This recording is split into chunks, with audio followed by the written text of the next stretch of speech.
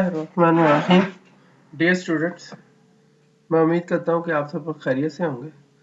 आज हम अपना नेक्स्ट लेक्चर स्टडी कर रहे हैं। It is based upon the electric charges. आज के इस लेक्चर के अंदर हम इलेक्ट्रिक चार्जेस और उसकी प्रॉपर्टीज़ के बारे में पढ़ेंगे। हमारा कोर्स EMT इलेक्ट्रिसिटी मैग्नेटिज्म 1 है, PHY 401 BS physics third evening and for the semester fall 2021।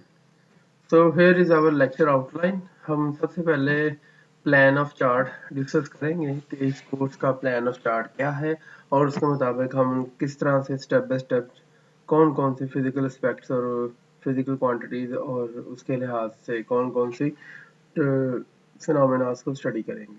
After that we will discuss about electric charge, what is electric charge, types of electric charges, quantification of charge, transfer of charges, measurement of charges and charge charge interaction के बारे में study किया जाएगा।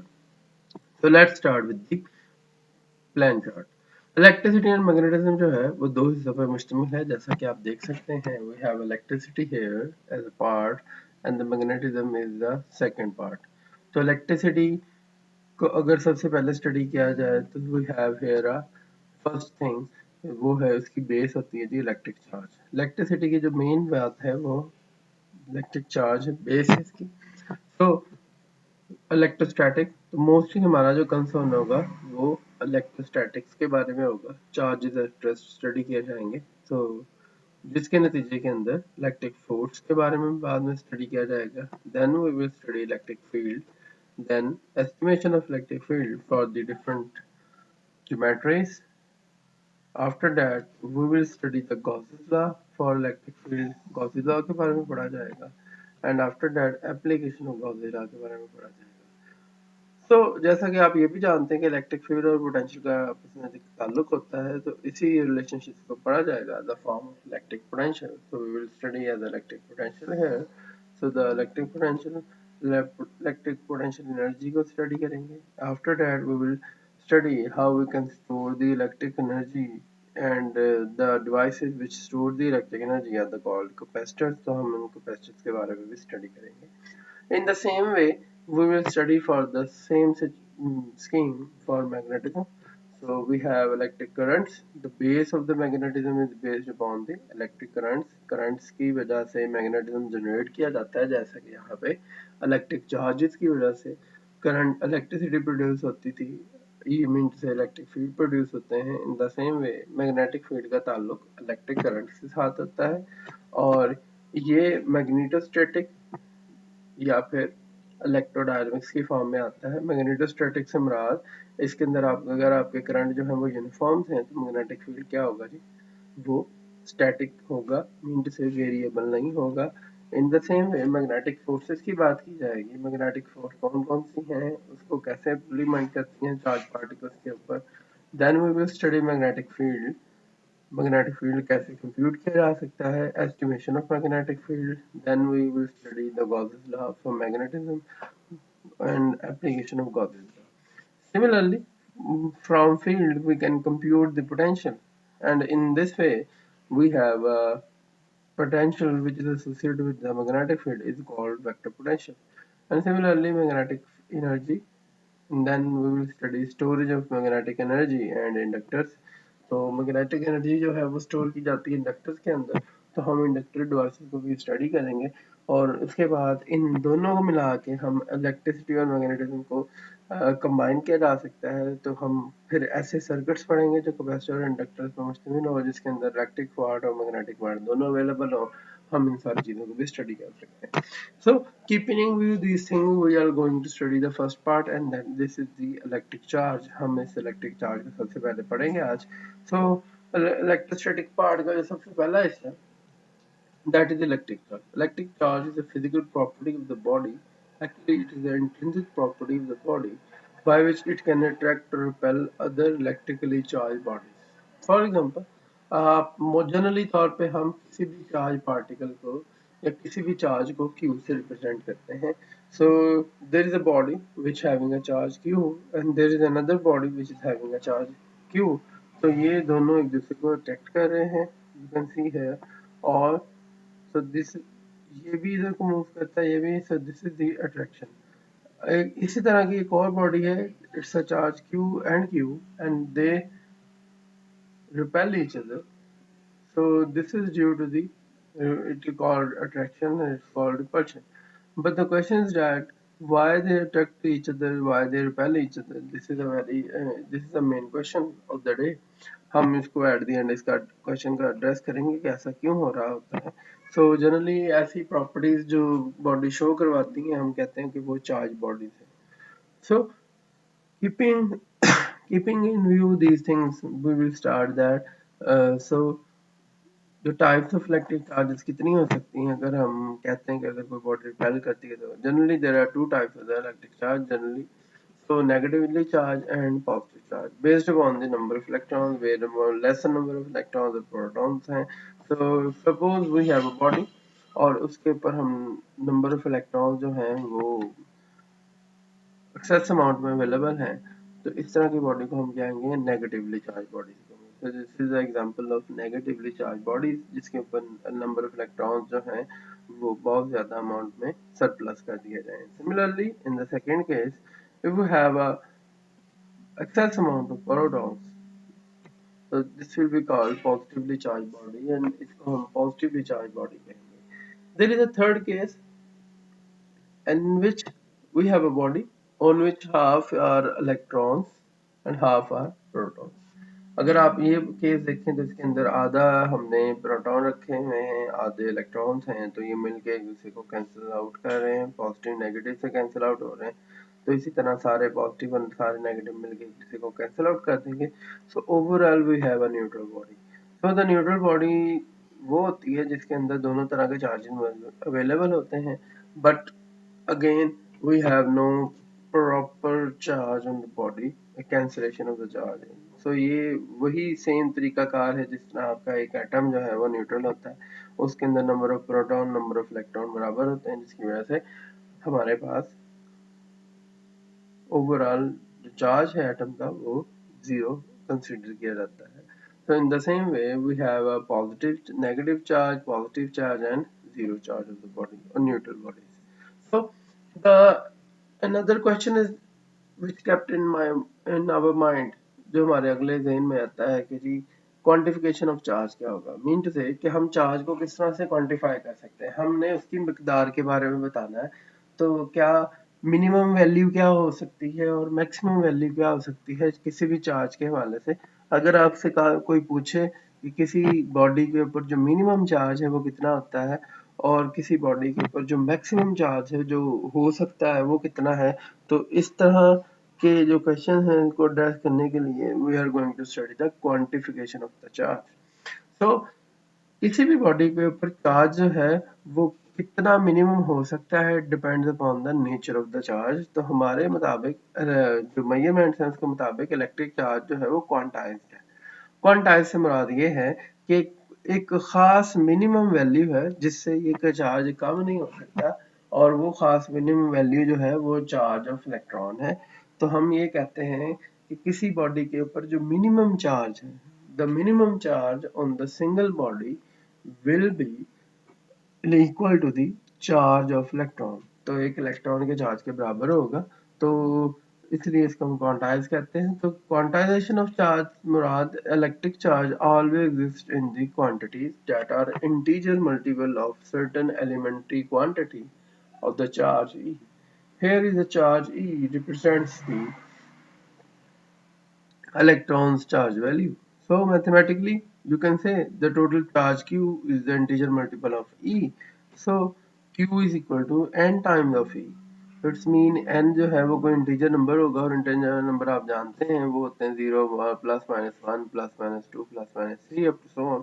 तो it's mean आपके पास ये minimum value जो है वो E होगी और E की जो वैल्यू है वो 1.602 10⁻⁻16 coulomb as derived by the Millikan. ये मिलिकन बंदा था जिसने जी सबसे पहले क्वांटाइजेशन का कंसेप्ट दिया। And C stand for the Coulomb's and the unit of charge.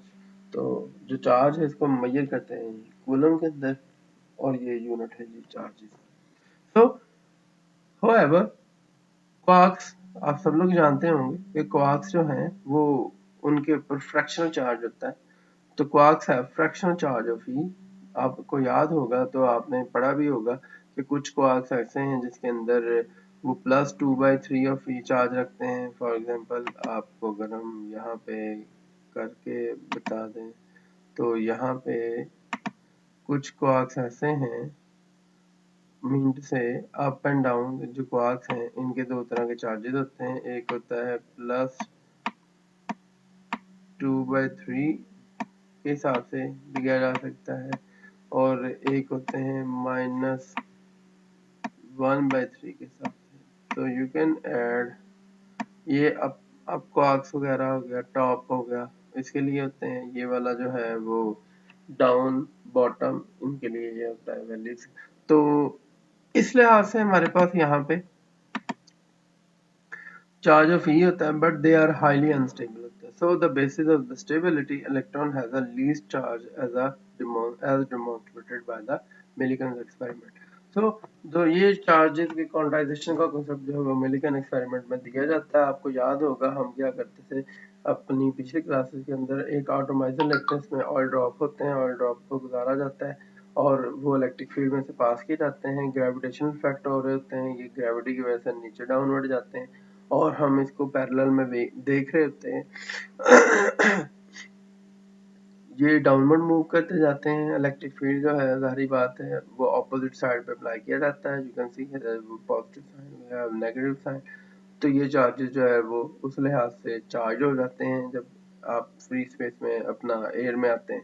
तो उस हवाले से जैसे जैसे हम इलेक्ट्रिक फील्ड प्रोवाइड करते जाते हैं ये वैसे वैसे सस्पेंड होना शुरू हो जाते हैं और उस हवाले से हम देख सकते हैं कि यहाँ पे आपके पास एक पॉइंट आता है जब इलेक्ट्रिक फील्ड और मैग्नेटिक फील्ड अपना ग्रेविटेशनल फील्ड बराबर हो जाते हैं तो यहाँ पे सस्पेंड कर जाते हैं। यहाँ से हम बता सकते हैं इसके ऊपर कितना चार्ज है। तो सेम एक्सपेरिमेंट जो है हमने कंडक्ट किया, जैसा कि आप यहाँ पे देख सकते हैं कि आपके पास ये दिखा जा सकता है कि अगर आपके पास एक ऑटोमाइजर लिया आपने, ऑटोमाइजर लेके तो ये वो केस है जिसके अंदर इलेक्ट्रिक फील्ड नहीं था। ये वो केस है जिसके अंदर हमने थोड़ी सी इलेक्ट्रिक फील्ड दी है और फिर भी इसके बावजूद भी चार्ज पार्टिकल जो ऑयल ड्रॉप्स हैं वो नीचे गिर चुके हुए हैं। तो अब ये वो वाला केस होगा जिसके अंदर इलेक्ट्रिक फोर्स और ग्रेविटेशनल फोर्स बराबर है। तो आप देख सकते हैं कि अब ये पार्टिकल्स आपस में यहाँ पे क्या कर चुके हैं जी, सस्पेंड हो चुके हैं। आप यहाँ से देख सकते हैं और इनकी वैल्यूज का, इलेक्ट्रिक फील्ड का, पोटेंशियल का सारी एस्टिमेशन करके आप यहाँ पे इनकी वैल्यूज को कंप्यूट किया जा सकता है। कंप्यूट करने के साथ ही आप ये बता सकते हैं कि ये चार्ज इस बॉडी के ऊपर इतना मैस है इसका और इसका इतना चार्ज होगा। तो ये सारी चीजें हम फाइंड आउट कर सकते हैं। So this is the animation of the Millikan method और ये सबसे पहला कॉन्सेप्ट था जिसकी बुनियाद के ऊपर ये बताया गया कि आपका क्वांटाइजेशन ऑफ चार्ज का जो कॉन्सेप्ट है वो अवेलेबल है। और ये चार्ज जो मिनिमम वैल्यू जो निकाली गई थी इस एक्सपेरिमेंट के जरिए से वो थी 1 इलेक्ट्रॉन के चार्ज के बराबर। ये पहली बात थी। दूसरा इसकी प्रॉपर्टी ये थी कि जितनी भी वैल्यूज वो मिलिकन निकालता था वो सारी की सारी मल्टीप्लायर होती थी ई का, हिंट से मिनिमम वैल्यू का। और इसलिए इसको क्वांटाइजेशन ऑफ चार्ज का भी कॉन्सेप्ट मिलिकन ने ही दिया था। तो इसको क्वांटिफाई भी सबसे पहले मिलिकन ने ही किया था। So some electric properties of atomic constants जो है वो स्टडी करते हैं जी। तो कोई भी एटम जो है वो किन किन फैक्टर्स में मिलकर बना हुआ है। If you can see here, this is our latest you can say a modern physics model of the atom in which we have neutron, the red one are the neutron, blue one are the protons and the cloud type जो है आप ये छोटे छोटे spots देख सकते हैं। it is called the electron cloud and these are the electrons। so इनको अगर देखा जाए तो इनकी क्या क्या इलेक्ट्रिकल प्रॉपर्टीज हो सकती हैं। So we can taken out the table one from the HR की बुक जो कि मैंने आपको शेयर की हुई है ग्रुप के अंदर। तो this is a particle electron है, इसका सिंबल ये लिखा जाएगा जी। इसके ऊपर चार्ज -1 होगा, इसका मास 1 होगा और इसका एंगुलर मोमेंटम जो है वो 1/2 होगा। तो ये 1/2 क्या है जी, actually this is 1/2 h/2 you can say half integral spin होती है इनकी। तो h/2 के हिसाब से लिखा जाएगा h cut, half h cut लिखा जाता है एक्चुअली तौर पे। तो उस हवाले से हो गया। प्रोटॉन जो है इसको p से लिखा जाता है, इसके ऊपर +1 चार्ज होता है, इसका मास 1836.15 होता है और ये 1/2 हाफ एच कट के बराबर होगा। Neutron in the same way, इसका आंसर लिखा जाएगा, इसके ऊपर कोई चार्ज नहीं होता। ये 1838.68 से ये इससे ज़्यादा सबसे हैवीएस्ट है, और इसका जो एंगुलर मोमेंटम है वो सेम है। इन तीनों का एंगुलर मोमेंटम जो है वो सेम है। Each particle has anti particle, that is another important concept कि जी हर एक पार्टिकल का जी कॉन्सेप्ट है कि उस हिसाब से पार्टिकल भी होते हैं और anti particle with the same mass angular momentum but opposite charge होता है। तो just like we can say positive electron और पॉजिट्रॉन, पार्टिकल जो है इलेक्ट्रॉन का एंटी पार्टिकल होगा जी पॉजिटिव इलेक्ट्रॉन, और इसी तरह प्रोटॉन का एंटी प्रोटॉन और न्यूट्रॉन का एंटी न्यूट्रिनो होता है। एलिमेंट्री चार्ज जो है वो ई होता है सब पे। Intrinsic spin momentum in the units of h/2 होता है, तो ये 1/2 और ये साथ में सबके साथ h/2 अवेलेबल है। ठीक है, सो नाउ स्टडी दैट कि जो हम चार्जेस हैं वो किस तरह से ट्रांसफर कर सकते हैं और क्या चार्जेस प्रोड्यूस भी किया जा सकते हैं कि नहीं किया जा सकते, हम इनके बारे में भी स्टडी करते हैं। सो चार्जेस को एक जगह से दूसरी जगह जी ट्रांसफर किया जा सकता है। एक बॉडी से दूसरी बॉडी के अंदर हम चार्ज को ट्रांसफर भी कर सकते हैं और इजीली हम उसको मूव भी करवा अपना ट्रांसपोर्ट भी कर सकते हैं। और इसकी जो ट्रांसपोर्टेशन है वो डिपेंड करती है कि आप कौन सा मेथड इस्तेमाल कर रहे हैं और किस हिसाब से इसको करना चाहते हैं। सो we have here and method, we have three types of the method: conduction, induction and friction. तो हमारे पास तीन तरह का मेथड है जी, कंडक्शन है, इंडक्शन है एंड फ्रिक्शन है। तो कंडक्शन क्या होता है जी, electron move between objects by direct contact होता है। It require direct contact, it's require no contact and also it's also require direct contact. तो इंडक्शन में rearrangement of the charges in an uncharge object without direct contact होता है जी। Friction क्या है जी, transfer of charge through rubbing और wiping. तो उस हवाले से हम इसको रब वगैरह करके भी, फ्रिक्शन करके भी चार्ज हासिल कर सकते हैं। That is morally we do in our routine work. आप किसी भी कॉम को लें और उसको अपने हेयर्स के साथ रब करें और वो पार्टिकल जो आपके पास पेपर पीसीज है उसको अपनी तरफ अट्रैक्ट करना शुरू कर देगा, तो आप समझ जाएंगे कि ये जो चार्ज पार्टिकल चार्ज हो चुके हैं, आपका कॉम चार्ज हो चुका हुआ है, जिसके नतीजे के अंदर ये सफ़े के टुकड़े जो हैं पेपर पीसेस को अपनी तरफ अट्रैक्ट करता है। सो an overall observation regarding the charge or transfer of the charge is that is based upon the law of conservation of charges. According to the law of conservation of charges, the charge cannot be created, cannot be destroyed. It can be shifted from one particle to another particle or one body to another body. It is called the law of conservation of charges. So, keeping in view, हम ये बात का तय कर सकते हैं कि हम अपनी मर्जी से कोई चार्ज बना नहीं सकते, ना ही अपनी मर्जी से कोई चार्ज प्रोड्यूस कर सकते हैं, ना ही इसको ख़त्म कर सकते हैं, बल्कि हम शिफ्ट कर सकते हैं एक बॉडी से दूसरी बॉडी के अंदर। और इसका हम स्टेप बाय स्टेप इसके ऊपर और भी डिस्कशन करेंगे कि ऐसा क्यों होता है। The next thing is the measurement of charges. So the next thing, that is the measurement of charges. The SI derived unit of quantity of electric charge is the coulomb. तो हम ज़्यादातर ऐसे यूनिट्स के मुताबिक charge को coulomb में major करते हैं। और the coulomb is defined as the quantity of the charge that passes through the cross-sectional area of electric current carrying 1 ampere for 1 second। तो आपके पास एक ऐसा क्रॉस सेक्शनल एरिया जिसमें से करंट जो है वो 1 एम्पेयर गुजरे और वो भी 1 सेकंड के लिए, और हम उसको 1 कूलम कहेंगे, जस्ट लाइक यू हैव। और इसके हवाले से मेजरमेंट्स के अलावा अगर आपने एक्सपेरिमेंटली मेजर करना हो कि कौन कौन से चार्जेस वाली टेक्निक अवेलेबल है, तो उनमें से कुछ का जिक्र ये आपके सामने है जी। It is called the Millikan's method, so it is called the Faraday gauge method।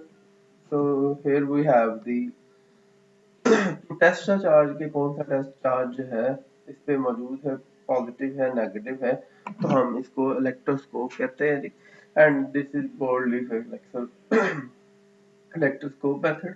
इसके अंदर आपको याद होगा, आपने पुरानी क्लास में भी पढ़ा होगा कि हम सिंपल इसके ऊपर इस ब्रास डिस्क के ऊपर करीब अपना एक चार्ज पार्टिकल लेके आते थे और वो उस हवाले से बता देता था कि ये कौन सा चार्ज है और कितना चार्ज है। इसकी भी थोड़ी बहुत अंदाजा हमें मिल सकता है इन सबसे। तो ये इलेक्ट्रोस्कोप है, ये फैराडे केज मेथड है और ये मिल्टन मेथड है जो क्वांटिफिकेशन और ये डिटेक्शन एंड क्वालिटेटिव एनालिसिस के लिए इस्तेमाल किया जा सकता है। So the next thing is the charge interaction. So as a general routine, we can observe that according to the first law of electrostatic, like charges repel and unlike charges attract. So जो हमारा जो सबसे पहला सवाल था पिछले slides के ऊपर वो यही था कि ये दोनों एक दूसरे को अट्रैक्ट क्यों कर रहे हैं और ये दोनों एक दूसरे को रिपेल क्यों करते हैं. So the reason for attraction is that the both charges are opposite while the reason for repulsion is that both charges are similar. इन रीजन के साथ साथ अगर हम थोड़ा सा आगे बढ़ें तो अगर आप गौर करें तो ये चार्जेस अपनी जगह अपनी स्टेट को भी छोड़ते हैं और मूव भी करते हैं. तो मोशन का कॉन्सेप्ट जो है वो फोर्स के साथ होता है. सो इट्स मीन अगर ये दोनों ही एक दूसरे को अट्रैक्ट करते हैं तो इसका मतलब ये दोनों एक दूसरे के ऊपर फोर्स लगाते हैं. सिमिलरली अगर ये दोनों रिपेल कर रहे हैं तो ये दोनों एक दूसरे के ऊपर फोर्स लगा रहे हैं. सो ये जो एरोज हैं एक्चुअली ये फोर्स की डायरेक्शन को शो कर रहे हैं और ये वाले एरो जो है वो रिपल्शन की डायरेक्शन को शो करते हैं. सो इट्स मीन एक जनरल कॉन्सेप्ट है कि जब भी कोई बॉडी अपनी स्टेट ऑफ मोशन को चेंज करती है तो उसके ऊपर कोई ना कोई फोर्स लगती है और इस सिचुएशन के अंदर भी चार्जेस एक दूसरे पे फोर्स लगाते हैं. तो इसका मतलब चार्जेस जब एक दूसरे की इंटरेक्शन में आते हैं तो वो एक दूसरे पे फोर्स अप्लाई करते हैं और इस फोर्स को हम कूलम फोर्स कहते हैं या फिर इलेक्ट्रिक फोर्स कहते हैं. तो इस इलेक्ट्रिक फोर्स को हम कूलम लॉ के जरिए से पढ़ेंगे कि ये किस तरह से अप्लाई करती है और किस तरह से काम करती है. तो इंशाल्लाह हम अपने नेक्स्ट लेक्चर के अंदर कूलम लॉ के बारे में और उसकी डिटेल डिस्कशन के बारे में स्टडी करेंगे कि ये किस तरह से हम कर सकते हैं और किस तरह इसकी फिजिक्स वगैरह को एक्सप्लेन किया जा सकता है. सो इन दिस लेक्चर अगर आपको कोई मसला हो कोई क्वेश्चन हो तो आप लाजमी पूछिएगा. वी हैव अपने different interactive sessions zoom meeting के जरिए पूछ सकते हैं, आप व्हाट्सएप ग्रुप के जरिए भी पूछ सकते हैं एंड यूट्यूब कमेंट सेक्शन के जरिए भी पूछ सकते हैं. मैं उम्मीद करता हूँ कि आपको इस लेक्चर की समझ आई होगी. अगर फिर भी कोई मसला हो तो आप लाजमी तौर पे क्वेश्चन पूछिएगा ताकि किसी किस्म की कोई एम्बिग्युइटी और किसी किस्म का कोई प्रॉब्लम ना रहे. Further you can further study the whole things जो है वो HR के वॉल्यूम 2 से ही हैं जो मैंने आपको बुक शेयर की है. ये सारी बातें हैं उसी से ली गई हैं तो आप वहां से भी इनकी अंडरस्टैंडिंग को हासिल कर सकते हैं. अल्लाह हाफिज.